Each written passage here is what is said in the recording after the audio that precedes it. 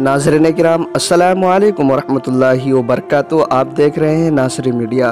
जो साथी इस चैनल पर नए हैं वो चैनल को सब्सक्राइब कर ले और बेल आइकन को ज़रूर दबाएं ताकि हर अपडेट आपको पहले मिल सके। जी हाँ दोस्तों, एक मैं अहम ख़बर के साथ हाजिर खिदमत हूँ। आपसे गुजारिश है मुकम्मल वीडियो समाअत फरमाएँ।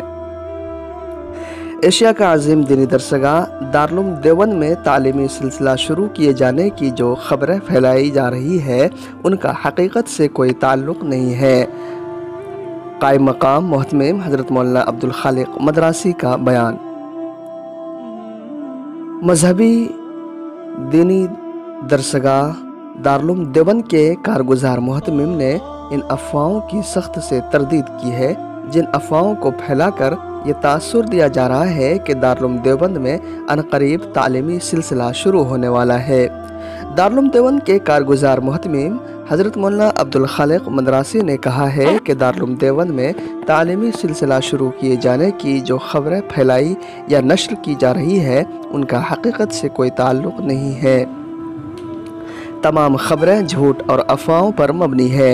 उन्होंने कहा कि इदारे की इंतज़ामिया ने ऐसा कोई फ़ैसला नहीं लिया है जिसकी रूह से इदारे में तालीमी साल का आगाज़ किया जा सके।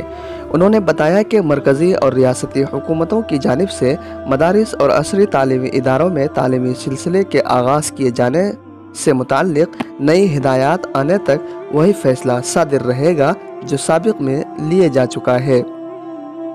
मौलाना अब्दुल खालिक मदरासी ने मज़कूरा अफवाहों की तरदीद करते हुए कहा कि दारुल कुरान या दीगर शोबों में तालीम के आगाज़ की खबरें सरासर झूठी है। उन्होंने बताया कई यौम कबल असातिज़ा को आयत करीमा का ख़त्म कराने के लिए बुलाया गया था।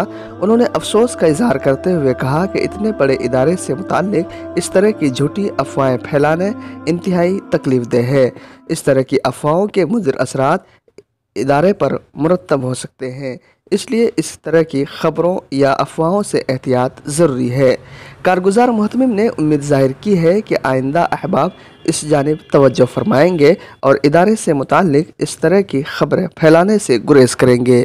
जी हाँ दोस्तों, नासरी मीडिया इस मौके पर तमाम नाज़रीन क़ारीन से गुजारिश करता है कि इस वीडियो को ज़्यादा से ज़्यादा शेयर करें, लाइक करें ताकि दारुल देवबंद के ताल्लुक़ से जो आवाम में एक अफवाह फैलाई गई है ताकि किसी तरीक़े से इदारा बदनाम हो, इसकी तरदीद हो सके और इस ख़बर की तहक़ीक़ से वो अच्छी तरीके से बाखबर हो सके।